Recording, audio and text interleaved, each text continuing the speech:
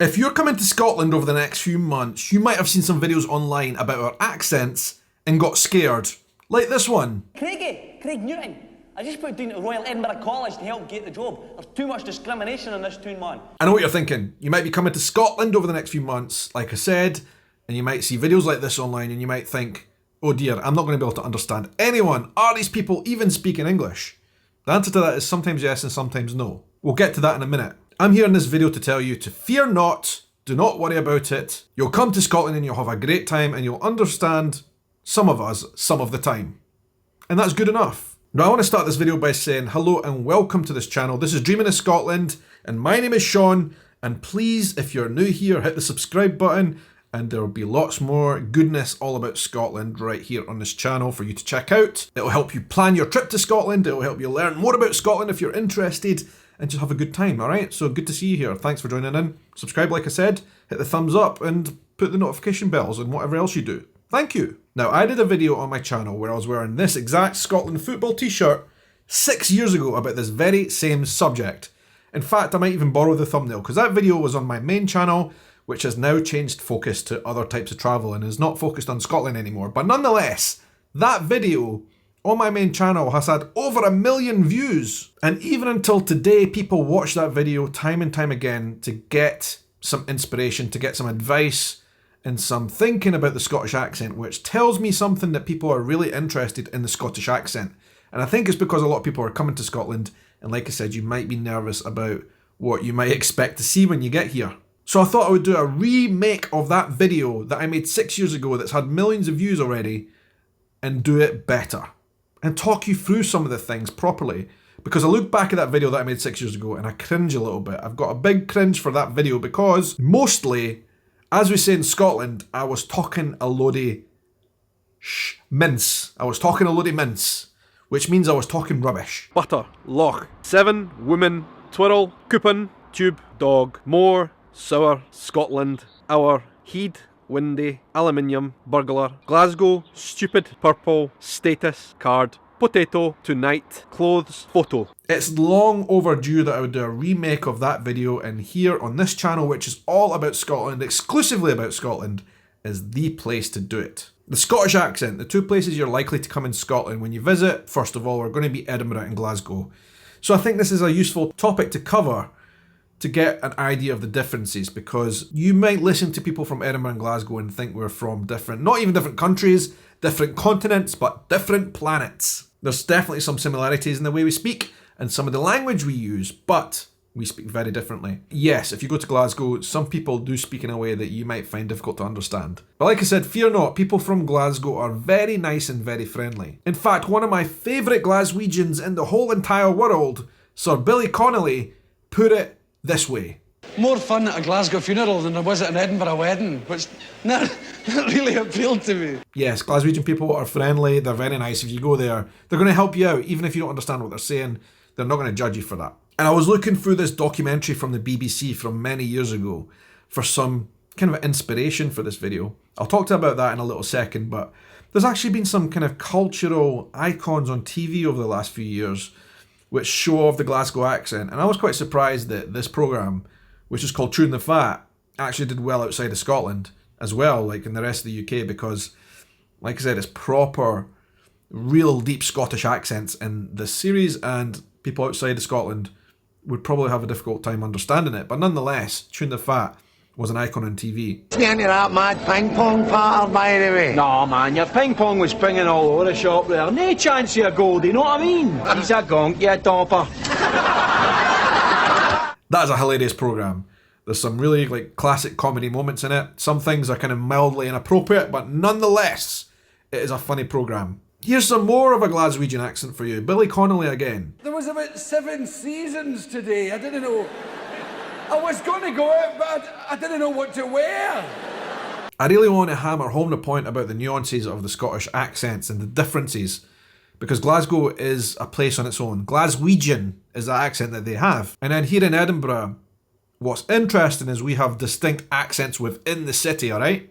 Depending on where you grew up, depending on what school you went to. And the other interesting thing about this, the other point to make, is the Scottish accent within Edinburgh has actually evolved and changed over the years as well. So, I went to school in a working class neighbourhood and in a working class school, and I loved it. It was great, really good people, but we have a certain way of speaking, which is not necessarily representative of the way everyone in Edinburgh speaks, because Edinburgh is known actually to be a little bit posh and a little bit fancy. Looking at this BBC documentary from what looks like the 80s or 90s, you can really see the differences. I do find more snide remarks, more digs against Edinburgh when I'm with my Glasgow friends. But I think a narrowing of vowels would be what distinguishes us. So these are some posh Edinburgh people who would have lived in Morningside, as they put it, back in the day. Edinburgh's always had this side of it where you get these kind of posher accents and the accent gets a little bit soft and a little bit more rounded, and you lose that kind of harshness that we have in Scotland sometimes.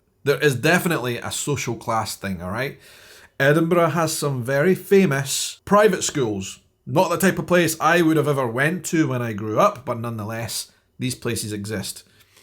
And people who go to those schools tend to have the harsh Scottish accent that they might have ever had when they were growing up, although not many of them will have had that beaten out of them. When you go to these types of institutions, you need to speak the Queen's English.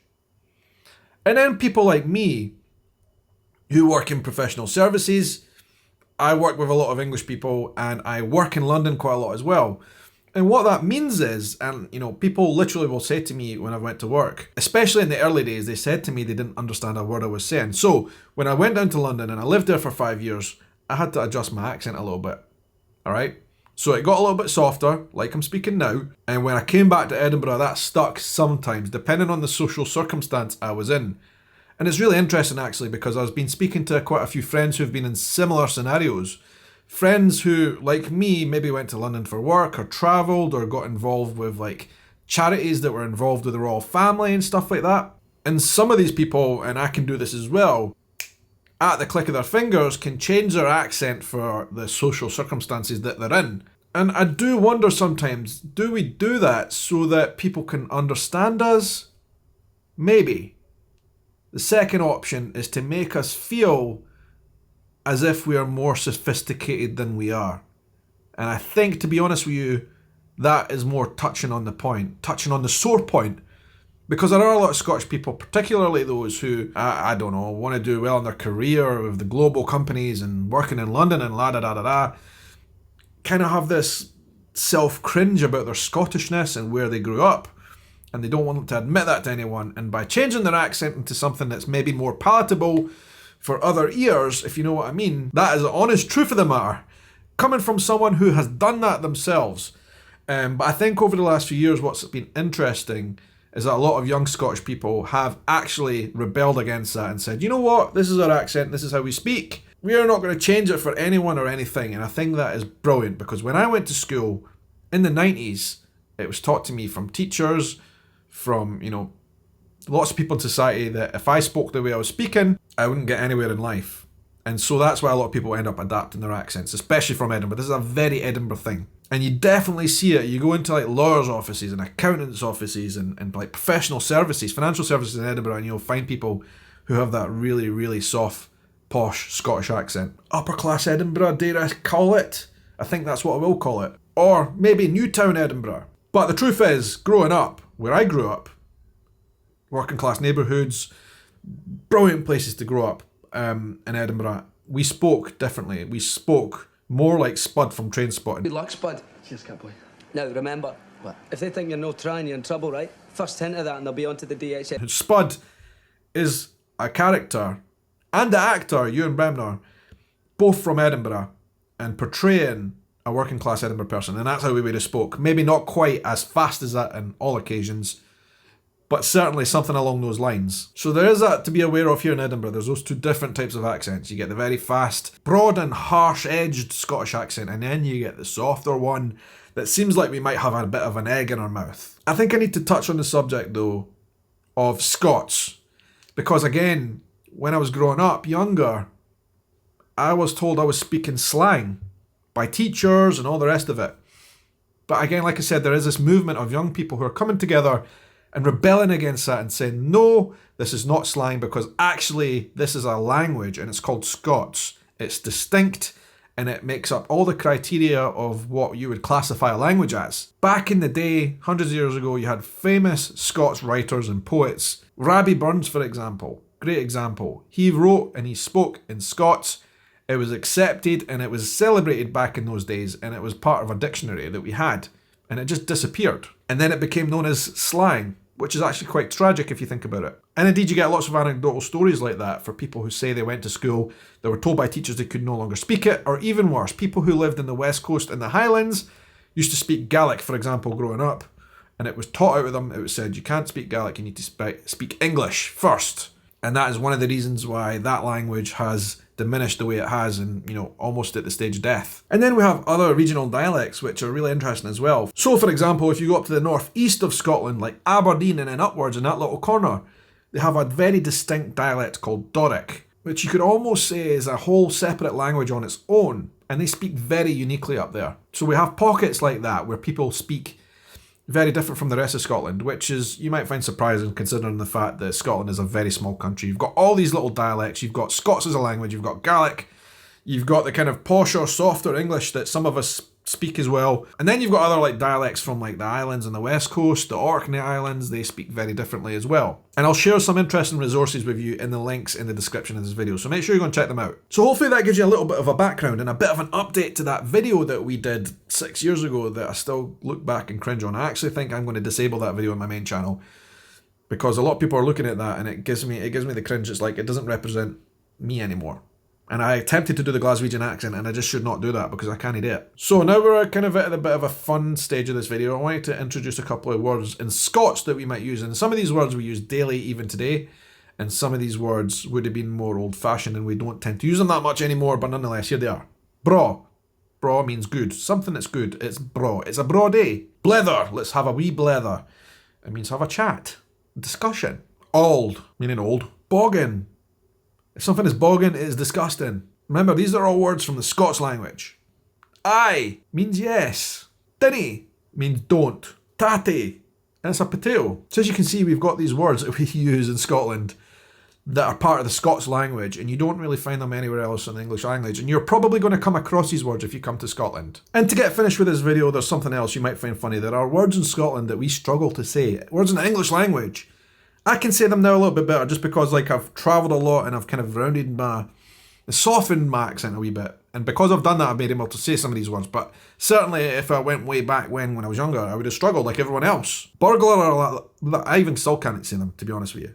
Burglar alarm. Now if I was to use like real harsh Scots, I would struggle. Burger alarm. And it gets even more difficult if you introduce the word purple. So purple burglar alarm.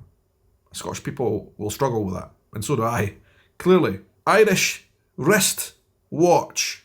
Another one that I find weird that a lot of people in Scotland apparently find difficult to say is ibuprofen. I can say it. Or curly whirly. Or vulnerability.